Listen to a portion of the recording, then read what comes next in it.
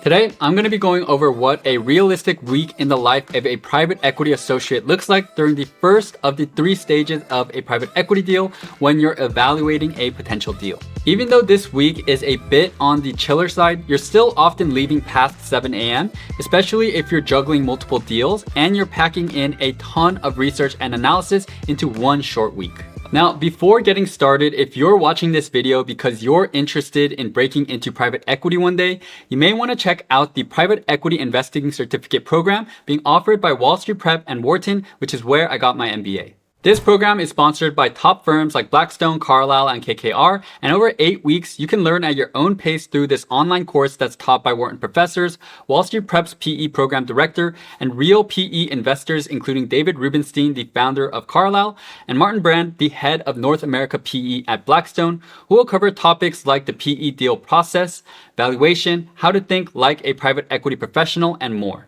By completing the program, you also unlock access to the alumni member database, fireside chats with PE investors, and exclusive networking events with the world's top private equity recruiters. This program runs 3 times a year, and if you sign up by the early registration deadline, you'll get $200 off, and be sure to use my code rareliquid to get an additional $300 off. Alright, so now going into our week, starting with Monday, I get into the office at 9:30 and for 30 minutes get settled in by answering emails and reading about the latest economic and industry news. Around 10, I get sent a confidential information memorandum or CIM from Goldman Sachs that's trying to sell a consumer goods company that sells luxury home goods and start reading through it for the next 2 hours. Along with the CIM, I briefly review the process letter that outlines the timeline of the sale process, and given it says first round bids are due in 3 weeks from today, this means we'll have to go to investment committee next Monday. At 12, I grab a quick salad from the nearby Sweetgreens and see a few other finance bros in their Patagonia vests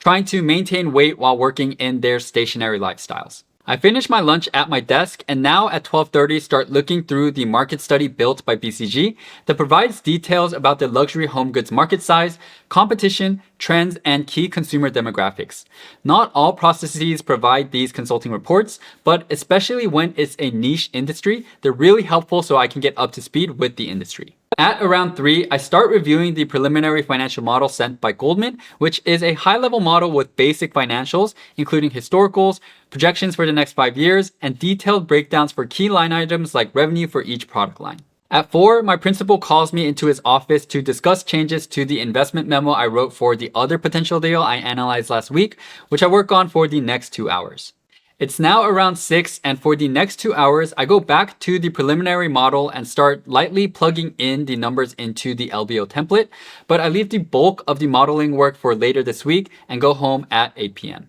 Moving now on to Tuesday, I get into the office by 9 and after answering some emails, go back to reviewing the CIM and market study to dig deeper into some of the areas I skimmed over yesterday and start writing out some detailed notes to refer back to for my model and investment memo. At 11, I jump on the phone with my portfolio company's management team to get a progress report to hear about what bumps in the road and successes they've had over the past quarter, and also strategic priorities that they're going to focus on for the upcoming months. At 12, I go on a call with our lawyers at Wachtel for a different deal I've been closing and discuss the changes to the purchase agreement, focusing on revisions to the warranties and escrow terms, and then 30 minutes later, get on a call with JP Morgan to discuss financing for the deal. At 1, I can finally grab a quick lunch, another salad, which I eat at my desk, and then after finishing up my notes, I start plugging in the financials into our basic LBO template, which allows me to play around with key assumptions like entry and exit multiples,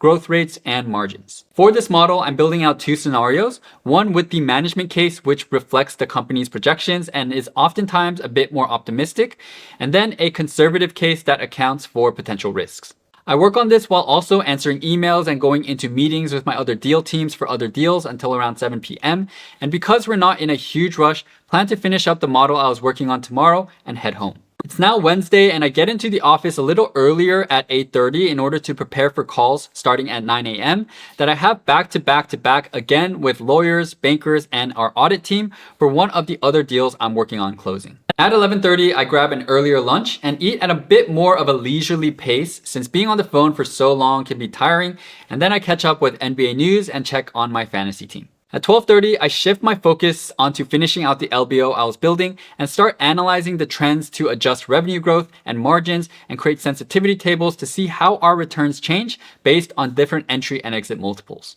At 3, I feel like it's ready to send it to my principal for him to review, and so I write out some of my thoughts and key findings in an email and send it to him, and he replies that he's busy today and that I can expect comments by late tonight, so no need to wait for it today. And so for the next few hours until 6 p.m., they're pretty chill, and I just respond to some emails, check the news, scroll on Instagram, and then start lightly working on the investment memo for this deal by thinking about how I'm going to construct it. Before moving on, I really quickly wanted to let you know that I'm working on a free series of 10 emails that will consist of my best tips for breaking into investment banking, which is often needed before breaking into private equity. I'll be including everything I gained from being the JP Morgan UC Berkeley recruiting captain for 2 years and coaching hundreds of students who have gone into all of the top banks. So if you're interested, check the video's description to sign up. All right, let's now move on to Thursday. I get into the office at 9 and start reviewing the comments that my principal gave me. He asks about how I came up with some of my assumptions and catches a few mechanical errors in the model, which I always try to avoid but sometimes can't.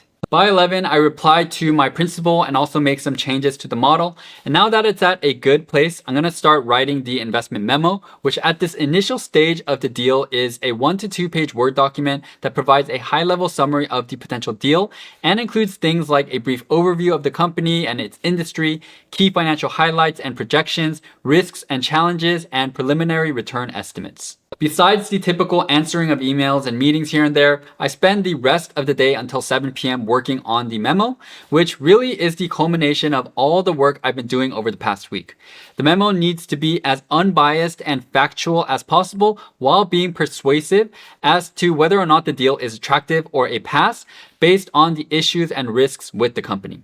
After I'm done with it, I send it to my principal for review, who again says I can revise it tomorrow. It's finally now Friday, and since I didn't have too much going on this past week, this is more of a lighter day. I get into the office still at 9 since I need to make changes to the investment memo and want to send that to my principal ASAP so we can send it to our partner to review. At 11, I send a memo to my principal, who shortly after calls me into his office to discuss some final changes, and he also asks me questions about thoughts on the potential transaction, including things like competitive positioning, biggest risks, and potential growth opportunities and strategies. We make sure that we're in alignment, and I make final revisions to send the memo to our partner to review by 1 p.m. Things are pretty chill until around 3 when our partner gets back to us and he sends us a list of questions probing at the different assumptions in the model and parts of the investment memo. I spend the next few hours making changes and answering his questions, reviewing the memo with my principal, and sending the revised version to our partner by 5 p.m.,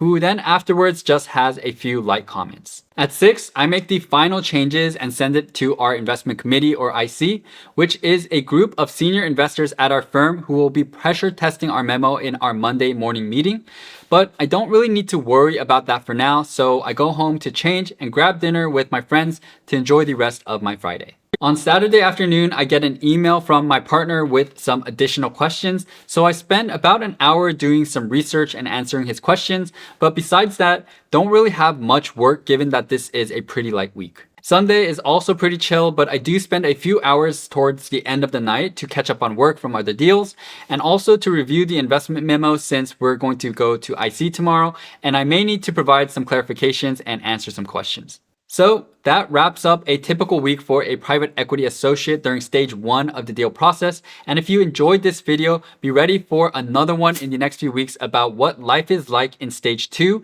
because that's really the most intense it gets in private equity. In the next screen, you're going to see a video about the 5 most important things private equity investors look for in potential acquisitions. Feel free to check that video out if you're interested. With that said, thank you all as always so much for watching and hope to catch you all in the next one.